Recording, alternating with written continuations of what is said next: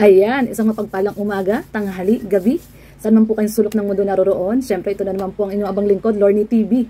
At ngayong araw po ng Tuesday, ayan, ay gagawa po tayo muli ng isang reaction video. Very short reaction video lang po ito, no? Kasi magpo-focus lang po tayo sa isang tao na pinakamatalinong nilalang sa buong mundo. No, yan, dito tayo gagawa ng konting reaction video, short reaction video, para dito sa isang pinakamatalinong nilalang sa buong mundo. Okay, so, syempre, pag ang pinag-uusapan po ay intelligence, talino, no, na talaga namang kiniklaim niya na siya daw ay matalino.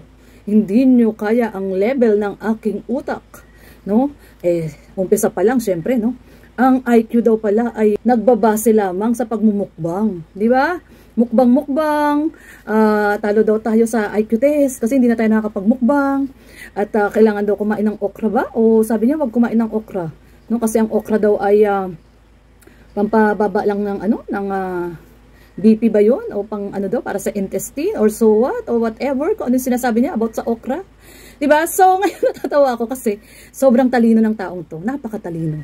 No, dito ko po bibigay ang katunayan, no? Bibigyan ko po kayo ng patunay kung gaano po talaga katalino ang taong ito. So, dahil sinasabi niya at kiniklaim niya na mataas ang IQ niya, no? Sabi ko kasi pataasan kami ng IQ, sabi niya, sigurado daw matatalo ko kasi hindi na ako nakakapagmukbang. Di ba nga ba? Ay grabe, dahil lang pala sa pagmumukbang ang pagtaas ng IQ, no? Ang talino nga niya. Hindi ba dapat ang IQ ay yan ay genetic? Di ba? Talino niya, di ba? Matalino talaga siya. Kasi ang sa akin, no, para sa akin, ang IQ ay somehow, no, may percentage po yan na hereditary yan. Kung ang magulang nyo ay matatalino talaga, mga genius, matataas talaga ang IQ. At yung iba, no, sabi nila, nakukuha daw sa pagbata pa, yung sa iniinom na gatas, no, kaya nakakapagpataas ng IQ. Ang hindi ko lang alam, na ito pala ay nakukuha sa pagmumukbang, di ba? Kasi pag mukbangers ka, ibig sabihin matanda ka na, nagmumukbang ka, hindi natataas yung IQ mo, di ba? Nakakatuwa naman to si Baklush, no? Ang IQ daw ay nakukuha pala sa pagmumukbang. Ay, mukbangers pa more tayo para tumaas ang ating IQ. No? Parang naano yata tayo, nawindang yata tayo dun sa ano niya. No? Nawindang po tayo dun sa kanyang definition ng IQ.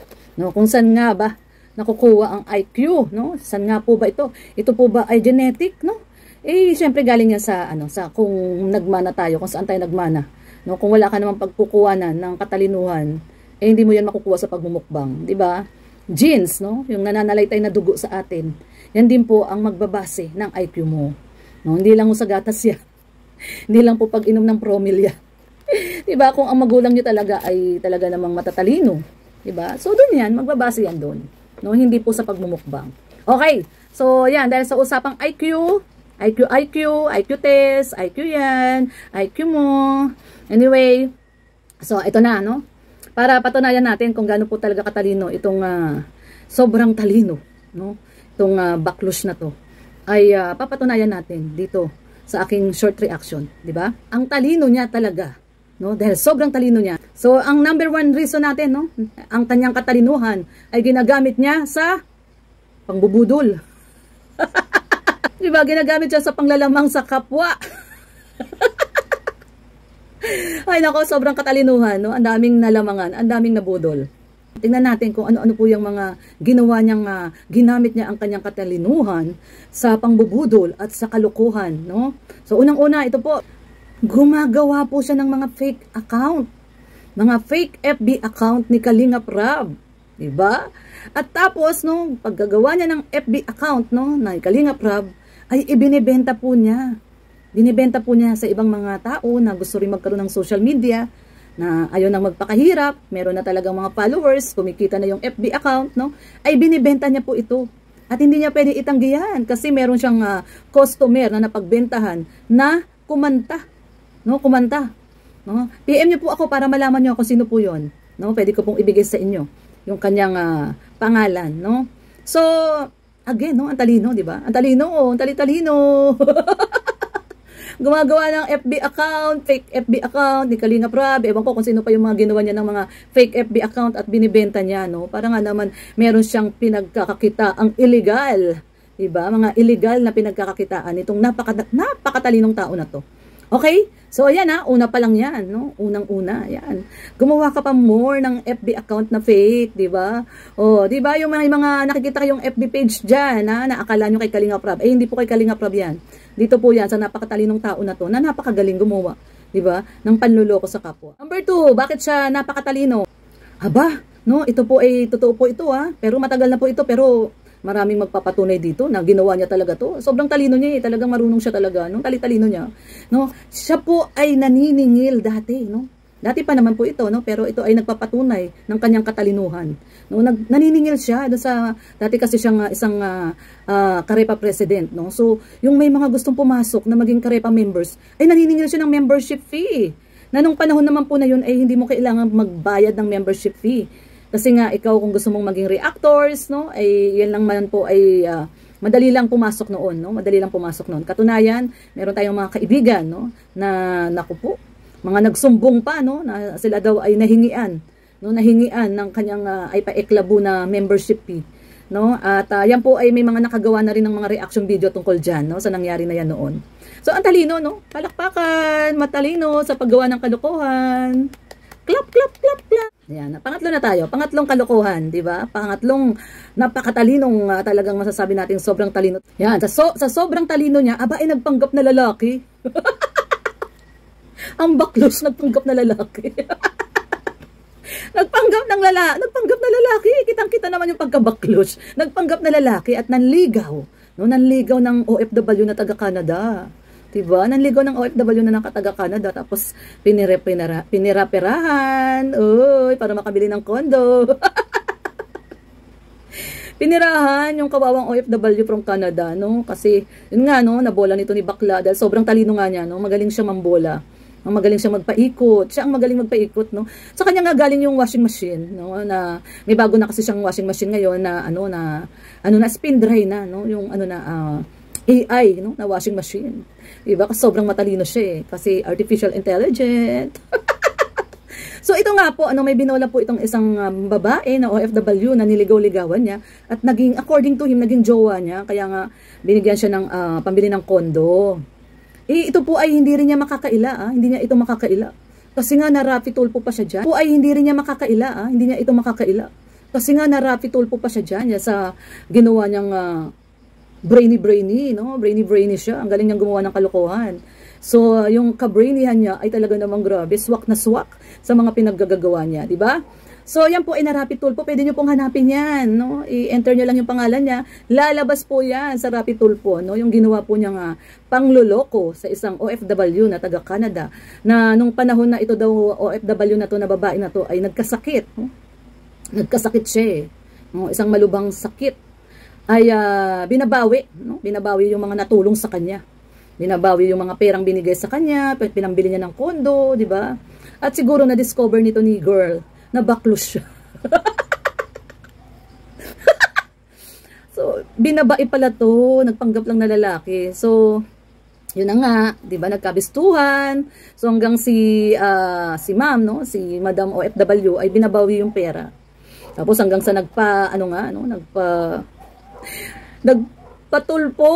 Ay, kilala pa natin yung mga tumulong dyan para makapagpatulpo po itong OFW na nasa Canada. Kasi nasa Canada siya eh. So, di siya makapunta kay Tulpo. Ay, may mga tumulong po dyan na mga kakilala din natin. No? Mga nagmagandang loob na tinulungan po itong OFW po na to na mabawi yung mga pinagbibigay niyang pera dito sa sobrang talino nitong baklos na to. No? So, ngayon, nung nagmakaawa siya, nako, iyak-iyak siya, di ba? Hindi niya na alam gagawin niya kasi na-Rapi Tulfo siya at binantaan din siya ni Rapi Tulfo na pag hindi na ibalik yung pera nitong OFW na to na isang patient na, no, na nagkasakit na nga kasi siya, ay ididemanda talaga siya. So, gamit na gamit, no, ang Kalingap community. Kasi, maraming tumulong sa kanya. Maraming tumulong sa kanya hanggang siya ay nakapag-come out, no, sa malaking halaga, no. Napondohan siya, no, sa tulong ng Kalingap community ay siya ay nabigyan ng malaking amount na pwede niya nang ibalik doon sa girl, no, doon kay ma'am na OFW, no. Talagang pinagtulungan, no, ng Kalingap community, mga sponsors, even kami, no, nagbigay kami diyan. Naku, meron pang isa, no. So ngayon, yun, no, nakalikom siya ng pera, no, tapos hanggang nalaman na hindi pala na binayad. Hindi binayad. No, 100,000 din yun. Hindi na pala niya binayad at ibinulsa na yung pera. Naibulsa ang pera na naman sa sobrang talino. Diyos ko, nakapagbulsa ng pera na naman. Nakapangbudol na naman ang, ang baklos. Sa katalinuhan talaga, ginagamit talaga ang katalinuhan. So, pang-apat guys, pang-apat. No, yung sinasabi niya na, wala pa daw taong nakapagpakabog ng kanyang dibdib. Ay, grabe nga naman, di ba? Di siya natakot kay Rapi Tulfo, no? Hindi kumabog yung dibdib niya doon nung na-Rapi Tulfo siya, no? Talino talaga, no? Talino, tapos matapang. Ay, grabe. Wala pang taong nakapagpakabog ng kanyang dibdib. Di ba? Pero ang tanging masasabi ko lang,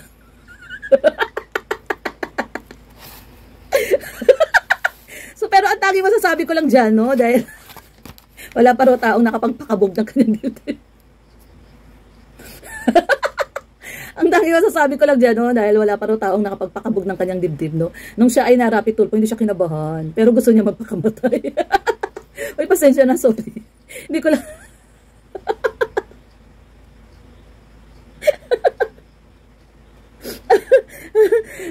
Sorry, hindi ko lang po mapigilan kasi tayo yung may first hand knowledge dyan, no? Na nung siya po ay na-Rapi Tulfo at sobrang stress niya. Pero hindi siya kinabahan, hindi kumabog ang kanyang dibdib. Na-stress lang siya kasi nakapag-isip siya na yun, wakasan niya yung buhay niya dahil sa sobrang daming problemang dumadating sa kanya. At hindi niya makakailayan. Hindi niya makakailayan kasi nung panahon po na yon, medyo matagal naman na po ito, no? Nung panahon po na yon ay may isang GC po kami, magkakasama po kami sa mga isang GC, no, na kami lang yun nandun, yung mga Karepa officers, no, na nag-ano kami, nag-uusap-usap kami doon kung paano namin siya matutulungan, kung paano po namin siya lilibangin, kung paano po kami magte-take ng turn, no?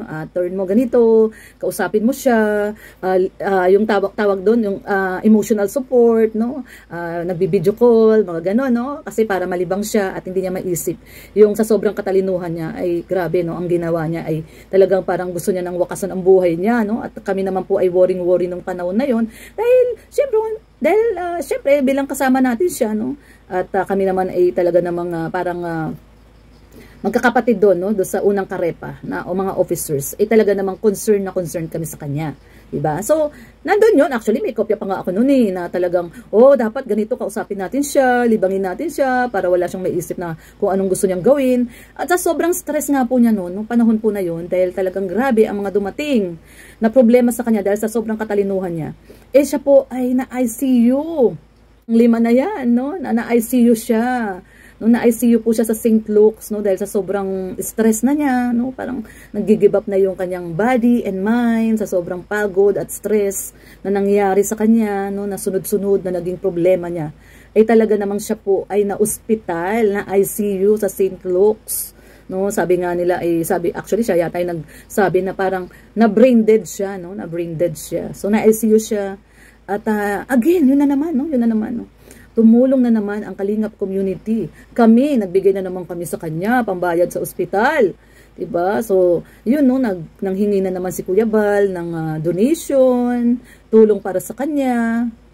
At ang alam ko nga doon, kasabay pa niya si Kuya Brooks, no, na na-aksidente si Kuya Brooks sa motor, no, at nasira yung kamay ni Kuya Brooks, no, ay mas malaki pa nga ang naibigay sa kanya, no, kaysa sa kapatid ni Kuya Bal na si Kuya Brooks.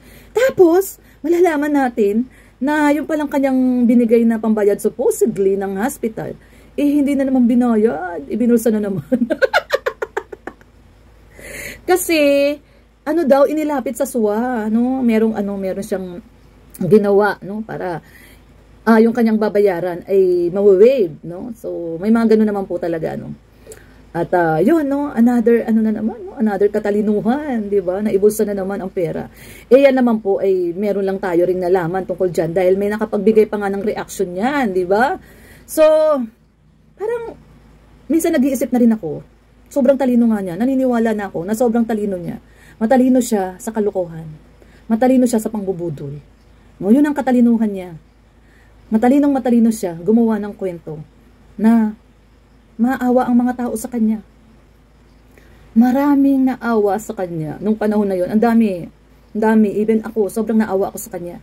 No? Tapos ngayon, masyado naman siya. Kung binigyan siya ni Lord ng another chance na mabuhay, grabe naman, di ba? Grabe naman yung ginagawa na naman yung pangyuyurak, pangahama, paninira, no? Sa mga tao, especially sa mga kasamahan sa Kalingap.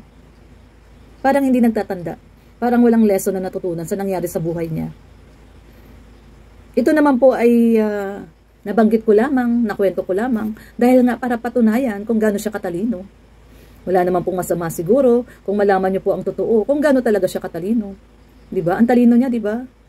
So, congrats sa'yo. Congrats sa'yo, Baklush, kasi ang tali-talino mo talaga. Matalino ka sa paggawa ng kalokohan. Kaya yun, ikaw na ang panalo. So anyway guys, yan lang po ang ating short video. No, ibibigay ko na ang corona sa kanya. Ang corona ng katalinuhan sa paggawa ng kalokohan. So, God bless to you. At sana, tuloy-tuloy mo ang pagiging matalino mo. Maraming natutuwa sa'yo at marami rin namang naloko mo. So, ayun lang guys. Wala naman akong ibang iba pang masasabi. Pag may naisip ako at may mga makapagkwento pa sa akin, baka i-share ko po ulit sa inyo. Pero for now, yan lang po muna. Dahil sabi ko nga, short reaction lang po ito. Dahil nga sa napakatalinong nilalang na to. Saludo ako sa iyo sa katalinuhan mo. So, bye-bye na po. God bless everyone. Ingat po tayong lahat. Bye-bye.